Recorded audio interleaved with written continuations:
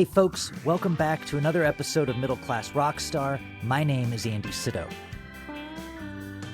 My guest this week is singer, songwriter, and bassist Ace Engfer.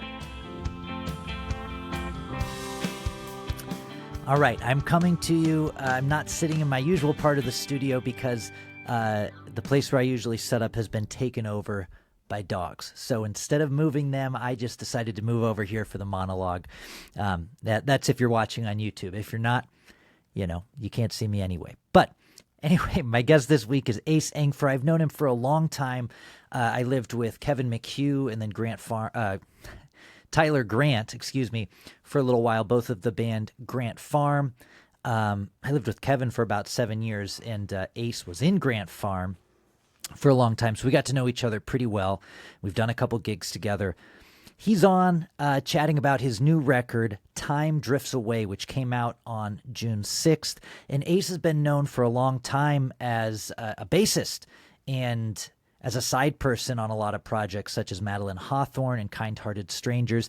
But he wanted to put out his own work, and he's doing that. He's balancing it all now. And we chat about that a lot in this podcast. Also, the art of making charts. I've never talked about making charts with anyone on this show before, and Ace makes sure to have great charts because he's used to charting things for other artists all the time. So that's kind of a funny conversation. He also chats about navigating the music industry and release strategy, how to balance multiple projects, as well as sobriety and the impact that it's had on his music. We also try to define Cosmic Americana. If you like the podcast, please write a review, give a 5-star, whatever it is you do, wherever you listen. It really helps out. If you're watching on YouTube, go ahead and subscribe to the channel. And if you want to help out in a monetary way, I'm on Patreon at patreon.com/Andy Sido, SYDOW. I just got back from some shows in Michigan, and I'm about to head back out again with the band to play in the Midwest and South, Andy Sido in the minor league. And then I'll be doing some solo shows in Colorado and Nebraska at the end of August, beginning of September. I guess now that I think about it, by the time this episode comes out, a lot of those shows will already have happened. But if you're interested in any of that stuff, Andy Sido, SYDOW.com. All right, let's do the show. Here's my conversation with Ace Engfer.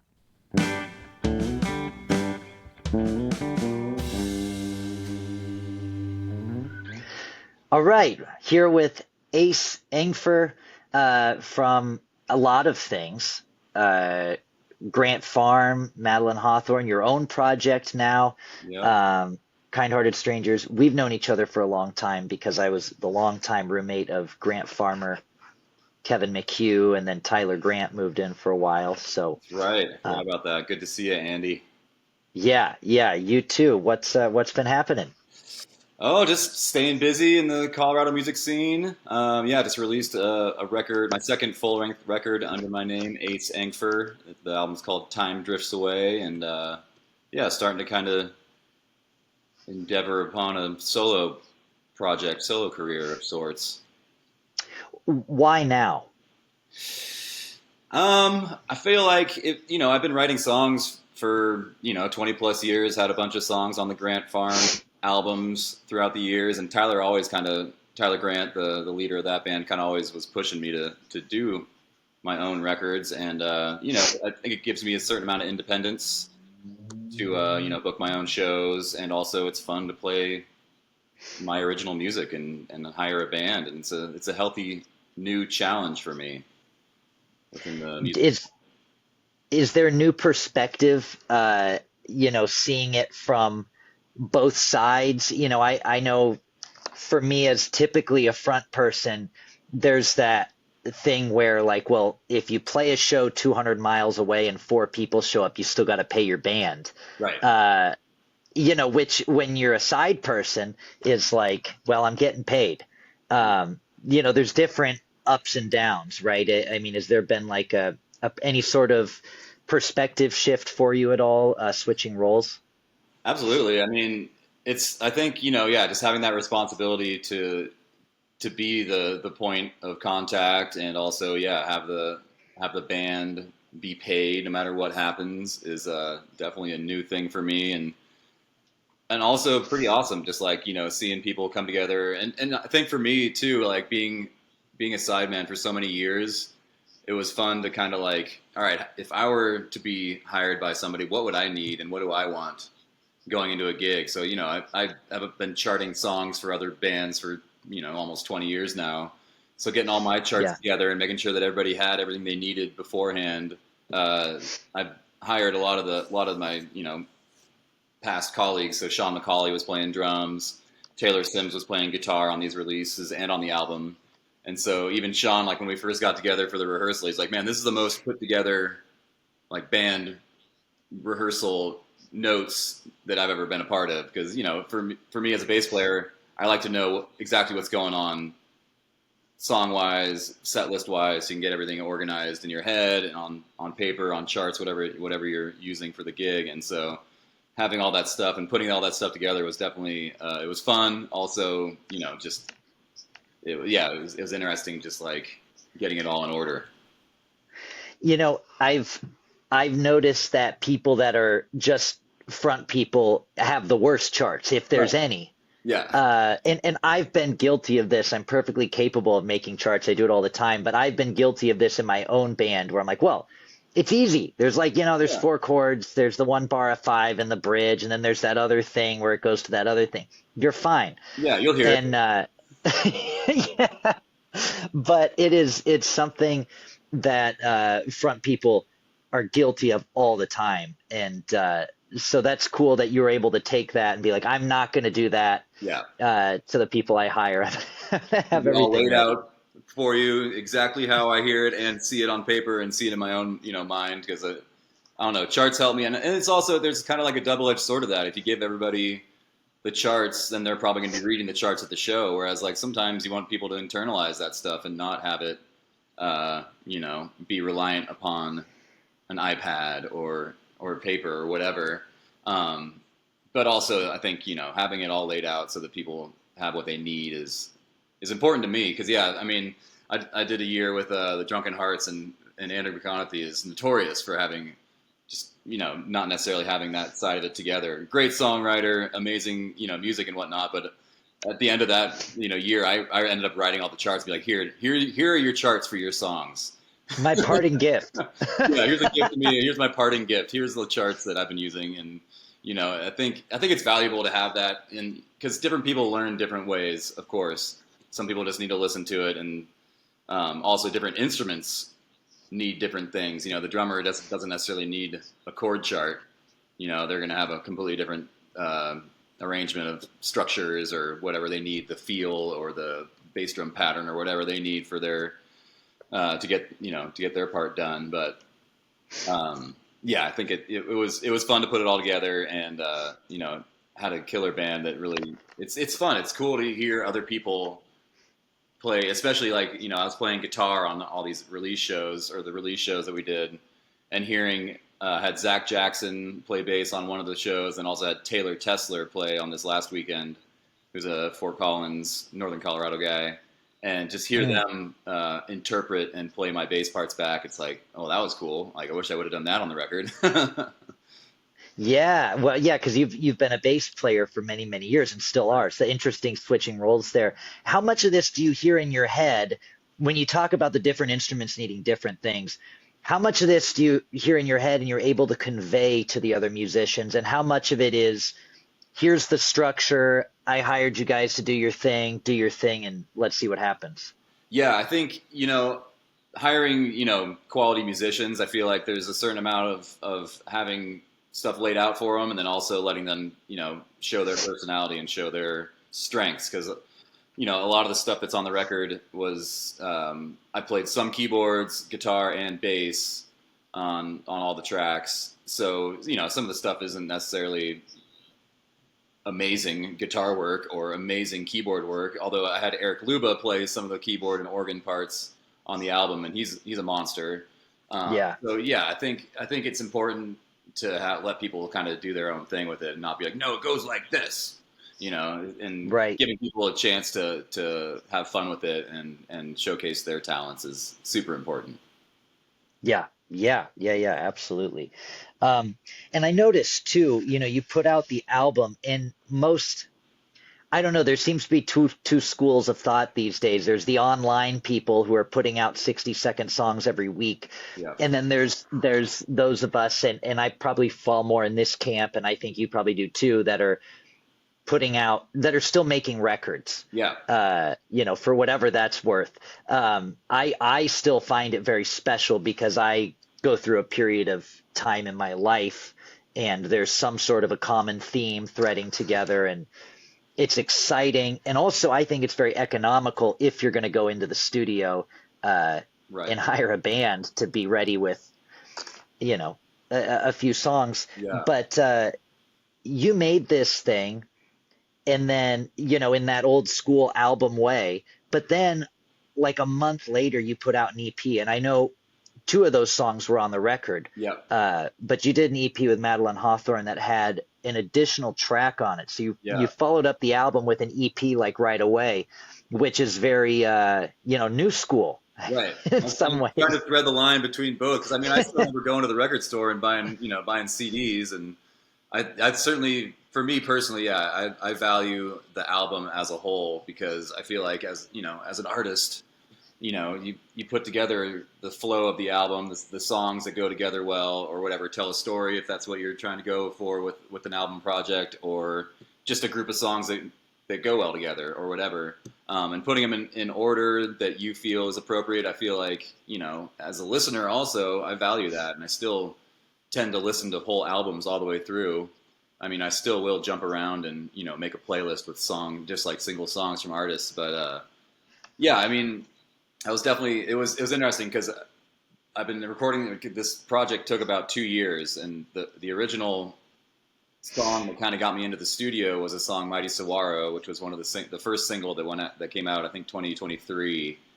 And I went in kind of thinking I'm just going to start releasing singles, because that seems to be the industry, or one of the industry standards these days, is to go that route and just keep people engaged, because everybody's got ADD with all the, there's so much music out there. There's just, it's hard to keep up with any one artist at any time. So yeah, I kind of had the idea. I was just gonna do a single, and then I booked a studio date with Ben Waligoski, was where I recorded this, down in Golden. And going into it, I was like, wait, I can't just go there with one song. So then I quickly wrote another song, or found another song that seemed like it would be fun to record at the same time. So that first recording session was 2 songs that we completed in a day. And then from that, it was kind of Sean and Taylor and Ben were all like, well, you're kind of onto something here. Like, maybe you should explore, maybe not just doing singles. So then slowly we did another date a couple months after that, and recorded a couple more singles that I was still kind of in the mindset of, let's just, I'll put a single out every month or two. And then there were 4 songs that went really well together. And I was like, well, we're almost halfway to an album here. Let's just send it. And I had a handful of other songs that were new, and also the fun part about this project was I pulled 2 or 3 songs from old songs that never made it into the Grant Farm repertoire, and older songs from other bands that never got recorded properly, and it all kind of came together in this project, and I feel like it's a nice little unit. So. Did you press a lot of physical product? Just CDs right now. I'm working on getting the vinyl done. It's just one of those things, kind of drop the ball. It's a little bit of money, and it's tricky to find the time, and I need to get the artwork done for all that. So I'm hoping to have that done at least by the end of the year. I was saying by the end of the summer, but as we're looking at the middle of summer now, I'm not sure if that's the reality. But going back to your question too about the EP that kind of dropped right afterwards. That song "Makes Me Shine" was a song that we recorded during the same album process, and had Madeline sing on it.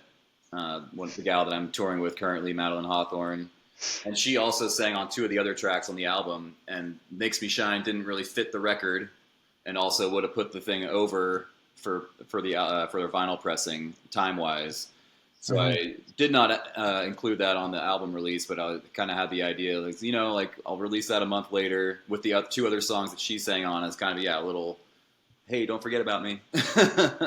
Yeah. And now is there even more in the funnel, or is this it for a little while and you're gonna tour on this and play on this some? Gonna play on this for a bit. I do have two other songs that I'm working on with the same engineer, with Ben, and no like actual release date for those, but so yeah, I got some other stuff in the pipe there, and also the release show I did last weekend in Louisville was actually multi-tracked. I had no idea. The sound engineer Andrew Lunsford, who's a local legend, he has actually the engineer on the Kiss the Ground Grant Farm record that we did up in Cool. Wallaceville at 10,000 feet in a dilapidated old barn. But he happened to multi-track that live show, so I'm hoping to get those soon and maybe release some live tracks just as the same Yeah. thing, just keep stuff flowing, because that seems to be a helpful thing for keeping people engaged, listener wise, and just keeping the streams flowing, is to keep releasing stuff. So yeah, I'm hoping to maybe have a couple live tracks I can release in the fall. One of the songs that I'm working on is kind of a springtime song, so I'll probably release that early next year. Got some lyrics that kind of lend to that, and I was hoping to maybe get that done for this spring. But once again, that was the kind of the other tricky thing about this recording project, was it was trying to find time in between all the other stuff, like being on tour with Madeline this year. I was kind of picking and choosing, a couple dates that I could get into the studio and track, and then finishing it up. It just it ended up taking about 2 years. So, two things I want to touch on from that. First, you're talking about the flow and how people are doing things these days and stuff like that. Yet, the importance of making a record, and you had to cut a song in order to fit it all on the vinyl. So you're still thinking in that way. Yeah. What's your preferred way to listen? I mean, are you strictly a CD guy or a vinyl guy, or do you use some of the Spotify or Apple Music or whatever as well? I definitely still enjoy. I don't have a CD player anymore, so I can't. It's funny that that's the only physical copies that I have are CDs, and people are still buying them, which is great. And Same. it's also a great Yeah. way to get out to like radio stations and whatnot. A lot of radio stations still want a CD or something physical like that. I do have a record player and love the vinyl format for the sound quality, and also just having a nice big physical thing to look at, and I think the artwork translates a lot better in that format. If you put the time into getting a nice layout on that, it can be a fun thing and a fun visual aid for the listening. But yeah, I do the Spotify and Apple Music thing as well, and it's so convenient. And I also like I think for Spotify as a bass player, it's super convenient for like putting a playlist together for songs I need to learn if I'm playing with a new artist, or if I'm doing a show that I need to brush up on some covers or whatever. It's all there for the most part. So it's a Yeah. pretty invaluable resource to have the digital streaming services for sure. And have you been following at all this is just a relevant thing in the last couple of weeks. I'm forgetting the name of them, but there was this big AI band Oh yeah. that's got, a million monthly listeners or whatever. The Velvet Sundown or Velvet Totally. Sun. Yeah, something like that. I did see that, and it's discouraging to say the least. Well, so are you staunch against it, and this is bad for humanity and bad for music? What's your take on it? I mean, I think people. I hope to think that people are, and their ears are strong enough to hear that, or at least like be. I don't know. I don't know. It's tricky. That's a tricky one, because I feel like as a listener, I can hear that it's like this is kind of sounds a little funky, or just a little, just a little too clean, or like especially the photos. That was the thing that I saw. I read an article about it, and the photos. I'm like, if you're getting fooled by that, like we are in trouble. There's, Yeah. like, there's missing fingers. There's like everything kind of looks a little gooey. I don't know how else to put it, Yeah. but also, yeah, I feel like, and this kind of goes along with like the revival of vinyl over the past, I don't know, maybe 5 to 10 years, where I think people are starting to appreciate quality over quantity a little more, and they care about how things sound, and hopefully have an ear enough to hear maybe this isn't real, maybe this was created by AI. But also, like, I think Joe Walsh had a pretty great quote about it pretty early on. This might have been 10 years ago. He's like, "We're not in trouble. Like, we're still humans, and humans are gonna win out on this in the long run, because the artistic expression, I think, is gonna win through and shine through in the end, even though it Yeah. is still, also some of those choruses are pretty good. It's like, dang, of that band, the AI band, it's like, oh, it's pretty good. You Yeah. can't deny it, Yeah. like, that it's pumping out some stuff that does touch on a human aspect. But I also think that as an artist, and somebody that maybe has I don't know, a hopeful take on this whole thing, is that I hope that people do still do their homework, for one, also appreciate, actual songwriters putting in the time, and, you know, developing their craft, and those kind of ideas. Yeah, yeah, absolutely. I guess it's been almost a year now when I started really following this, because I had Adam Barraza on the podcast, and he's a music attorney. Uh-huh. Um, and we did several episodes together, but one of the things we did was create a song on Suno Uh-huh. during the podcast in real time, just to Oh, wow. demonstrate. And I remember thinking then, I was like, well, the instruments are pretty good. Yeah. I mean, just in terms of like, they're shredding or whatever, but the vocals are terrible and the creative expression is terrible. And then more recently, I've thought, well, this is a lot better than it was 11 months ago when we did this together.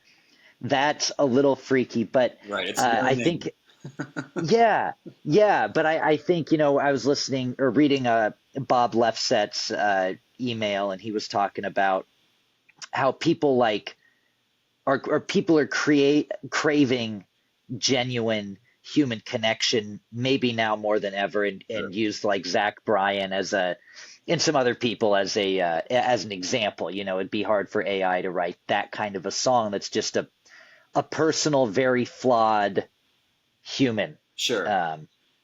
So who knows? Not to Yeah. tangent too far off on that, but it seems to be a hot topic with all my musician friends lately. Totally. I mean, and yeah, it's a real thing, especially because even just the numbers, I think that's the most discouraging thing about that AI thing, was just the amount of people that are listening to it that maybe don't know, and maybe they didn't see that article, or they're still, under the impression that this is a real band. And, like, as a lifelong musician, been playing out for 20 plus years, and, aspire to make these connections, being out there on tour, and, meeting people and trying to get original music out.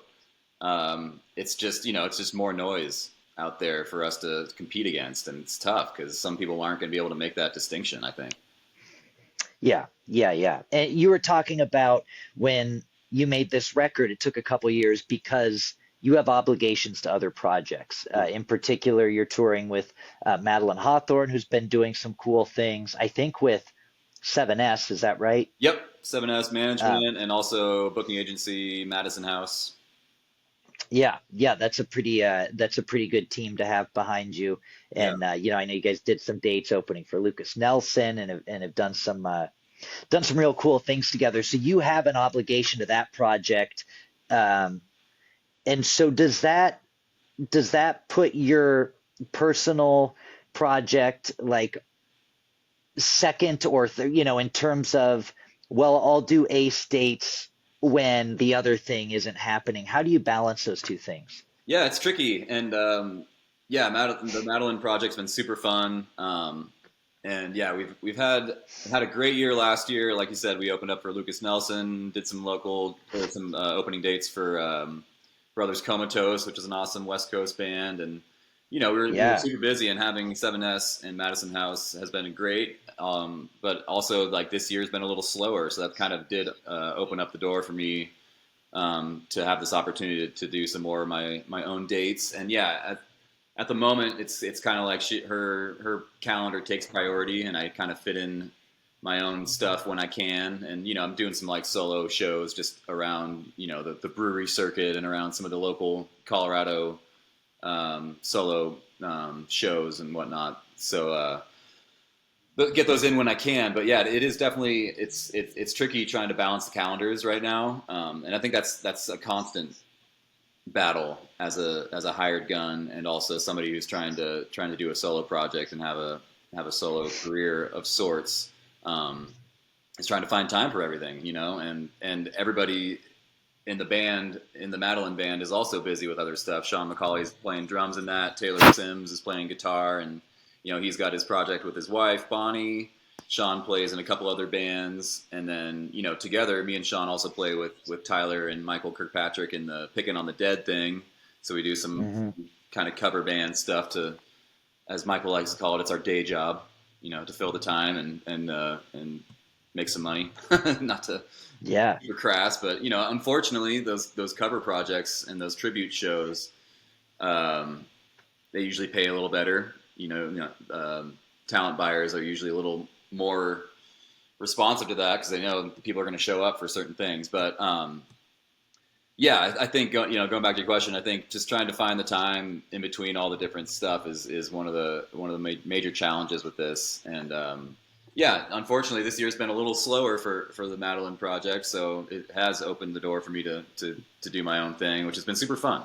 And I can't blame anybody for that. It's one of those things where it's like, on paper it looks great. We've got 7S, we have the Madison House, but at the same time we're still kind of a small fish in their fishbowl or whatever, So we're getting it's a couple big fish bowls. There's a couple big fish bowls there, but they're great. And then the manager Phil, he's a longtime friend of mine. We go way back to college. And we were in a band together that actually afforded me the opportunity to come out to Colorado from California. He was the drummer in this band called the Dukes of Ted that I played in. Okay. That we toured with and got us all out to Colorado. And randomly, a couple years ago, he showed up to to a Madeline show. We were opening for Town Mountain at the Bluebird. And I see Phil, and I'm like, "What are you doing here?" He's like, "Oh, I'm looking to maybe be, sign Madeline as one of my acts." I'm like, well, that's just a big full circle. I've known him for 20 years. I hadn't seen him for a while, and there he was. So it's a cool. Did he know you were in the band? I don't think he did. I saw him out front, like randomly. Like I think after our set, he was like, "Whoa, I didn't expect to see you here." I was like, "I did not expect to see you here either."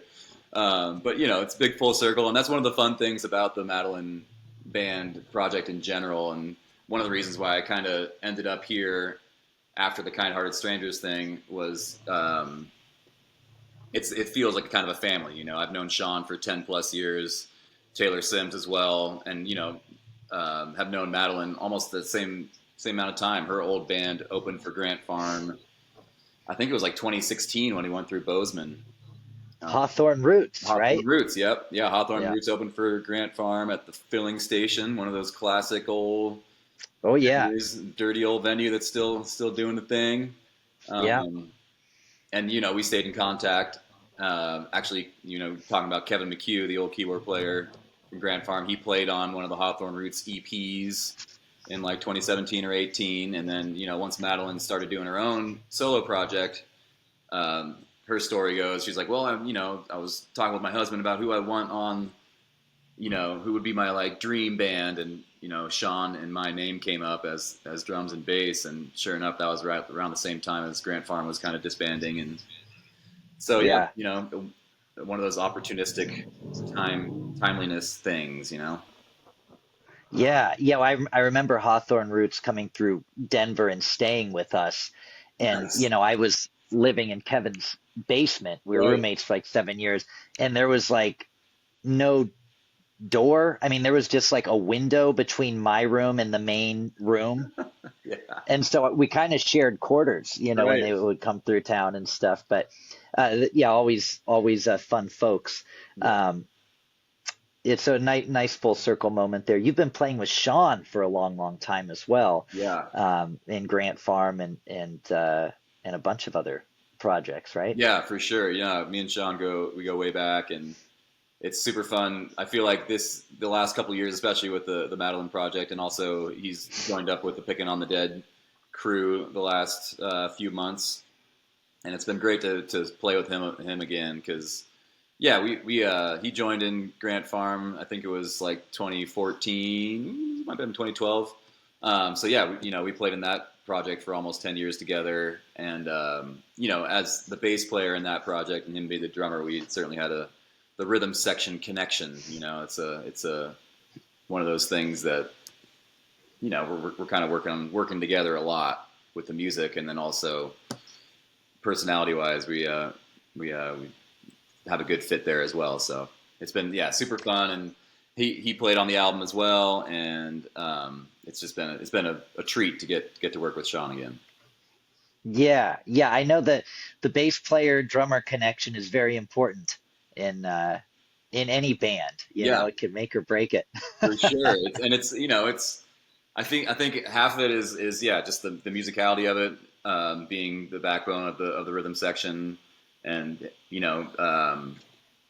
working together on that kind of stuff. It's like, do we have the same time feel? Do we hear the same stuff? Can we hit those parts that are supposed to lock in, that kind of make everything a little easier for the stuff that's happening on top of it, for the singer to do their thing, and also the other instruments to play on top of that. It's a fun connection to have, and also when it's not working, you can tell. It's one of those Yeah, things where, like, right. it's also like the classic thing. Like, a lot of, I don't know, when I first started playing bass, like back in high school, I remember some people were like, "Well, I can't even hear what you're doing."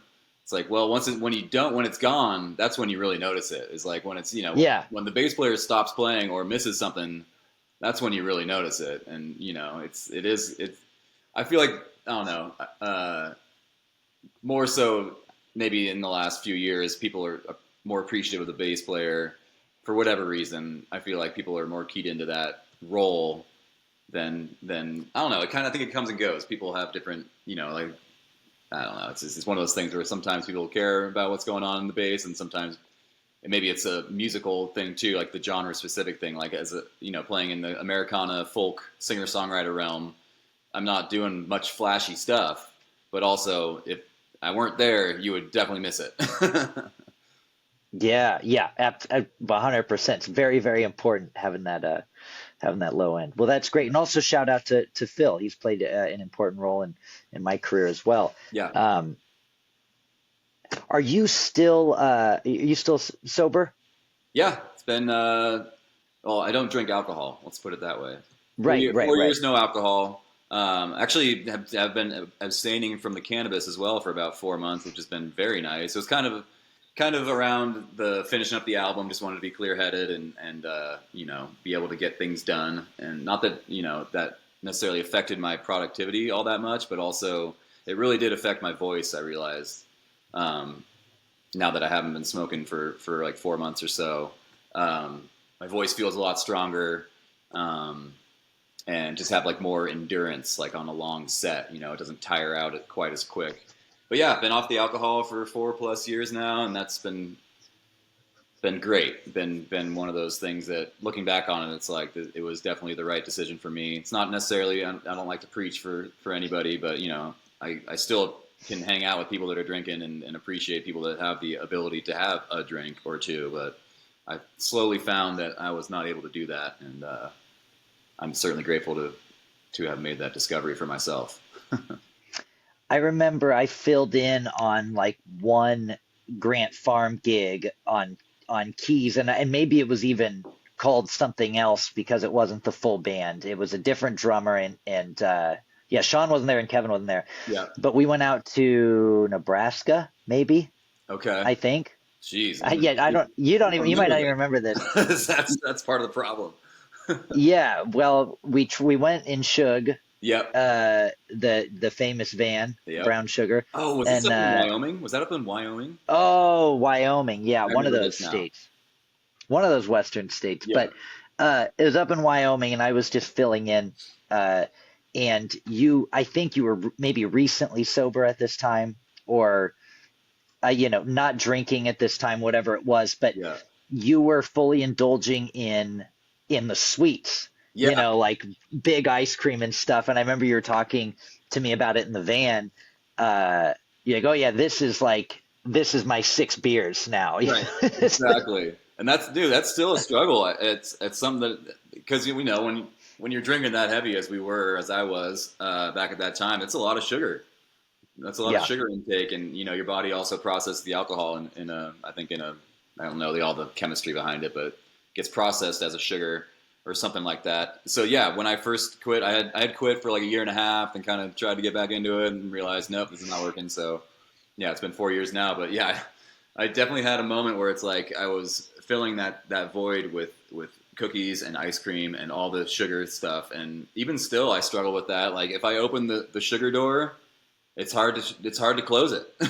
I know. I know. Yeah. I was talking before we got going there about I was just back in Santa Cruz where my family's from for my niece's 10th birthday, and after dinner we went out for ice cream. And sure enough, like the next day, I had a couple cookies because I went and visited my grandpa and had lunch with him, and he had some like shortbread cookies, and I was like, ooh, And now it's like, all right, I gotta shut that door because otherwise, yeah. And for me personally, it's just it doesn't make me feel all that great. My stomach doesn't appreciate the processed sugars all that much. But yeah, it's definitely like I feel like I have that addictive personality. So with drugs, it's a difficult thing, and alcohol, it was definitely a difficult thing, and also sugar is a drug. Turns out. It's a really good one. It's a really good one, and it's legal, and you can get it anywhere. It's over the counter. Yeah. It's yeah.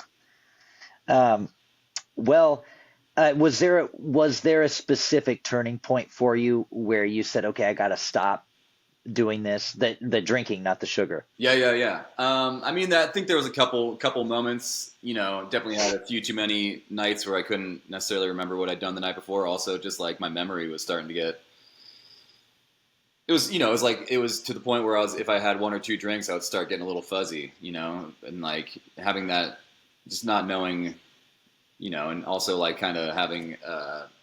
It brings out a different side of me. I was drinking hard alcohol, and the anger was coming out in not healthy ways. I feel like I have that side of me where I can be quick to anger when I'm drunk. So I don't really I don't think that's a healthy part of my personality. So I wanted to kind of shut that off. I was also going through a divorce, and just kind of needed to, have my head on straight and be present as much as possible during that time. And from that, also just realized I was a much healthier human being without it.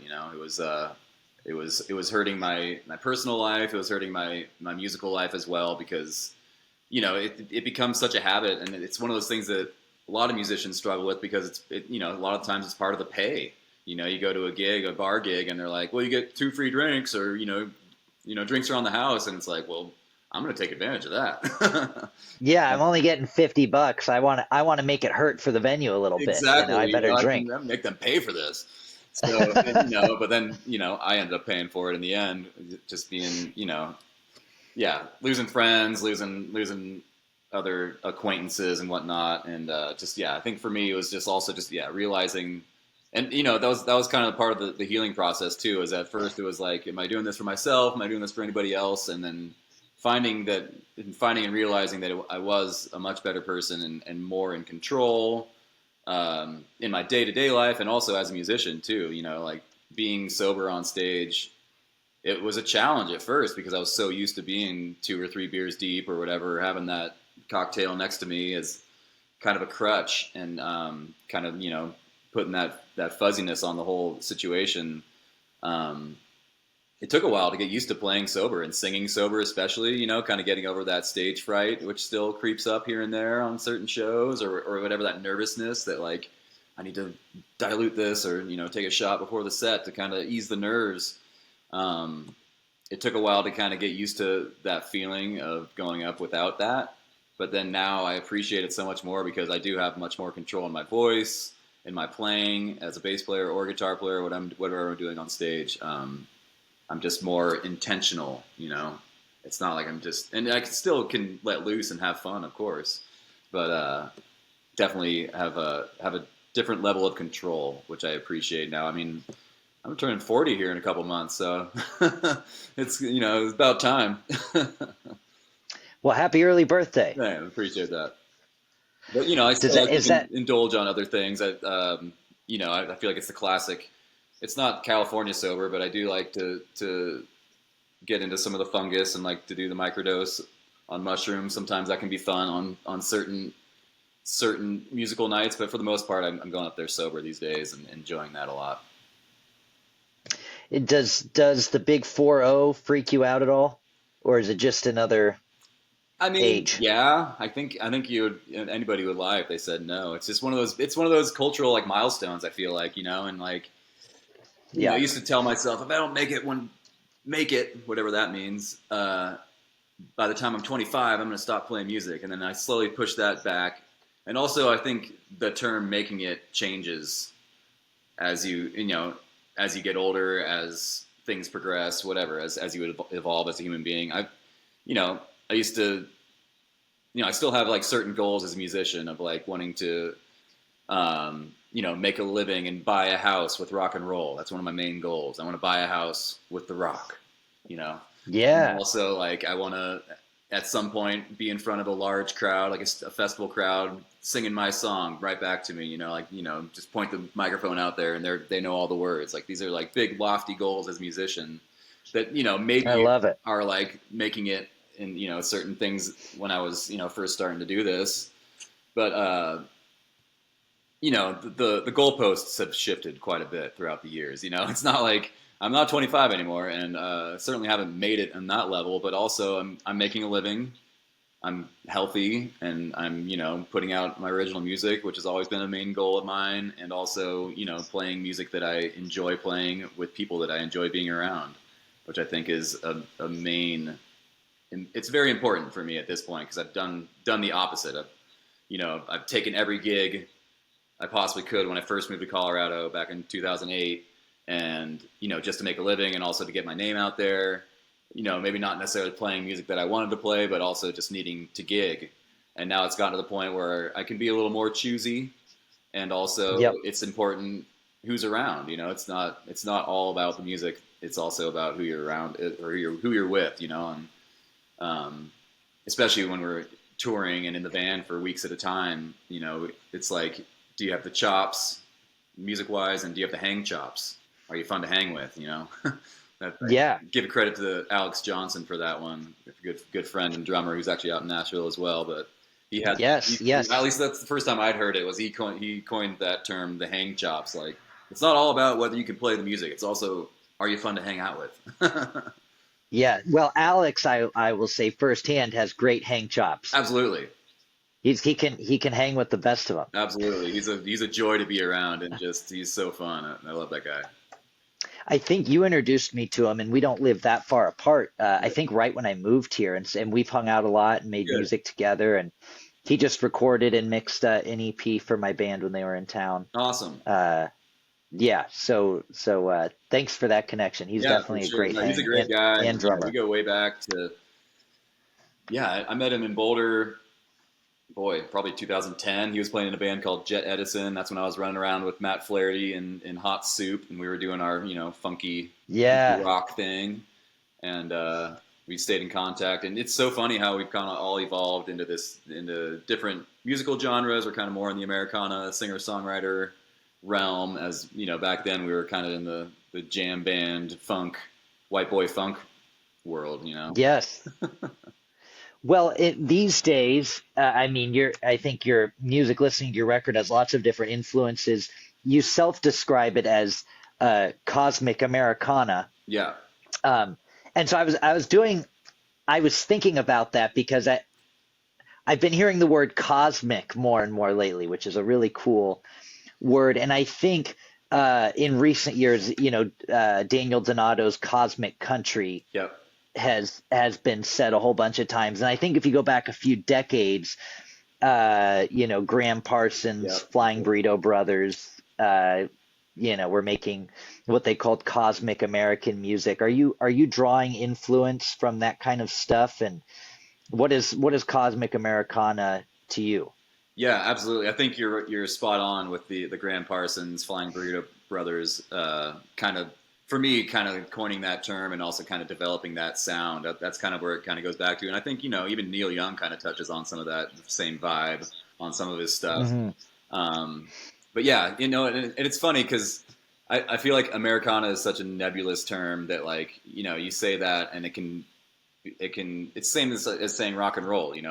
There's so many different facets of rock and roll as a genre, and the same with Americana. There's lots of different sounds within that genre. So I don't know. I feel like Cosmic Americana was just a way of kind of putting even more cloudiness on an already pretty cloudy subject, but it kind of does it does give somebody an idea of where it is. It's going to be roots music.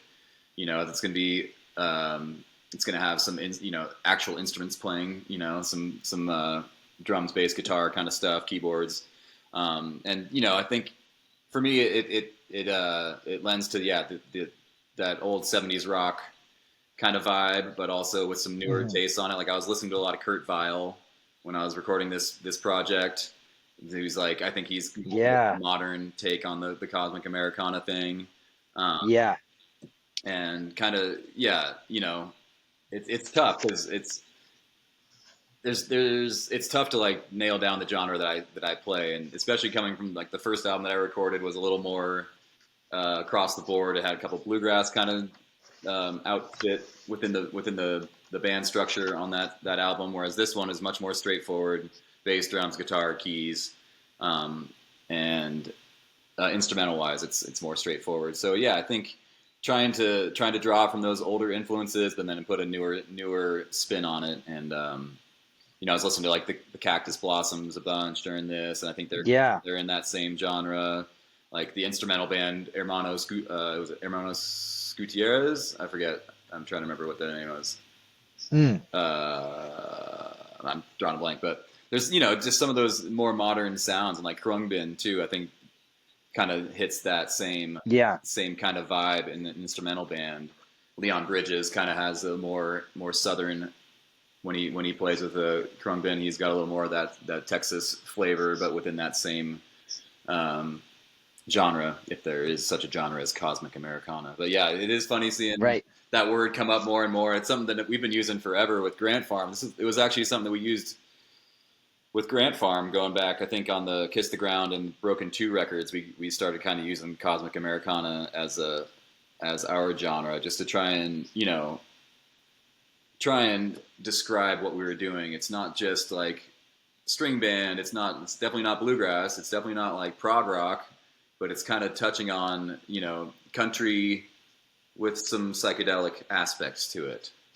Yeah, absolutely. Well, the record sounds great. I think my personal favorites, I Don't Really Want It, and Would You Let Me Know. I thought that one had kind of like a Dire Straits vibe to it. So if you're not the kind of person that's just gonna start and listen to an album start to finish, which a lot of people aren't, I recommend starting with those two, and then you'll go back and listen to the whole record, because the whole thing's real good. I appreciate that. Yeah, those are two of the newer songs I wrote for the record. Yeah, appreciate you saying that.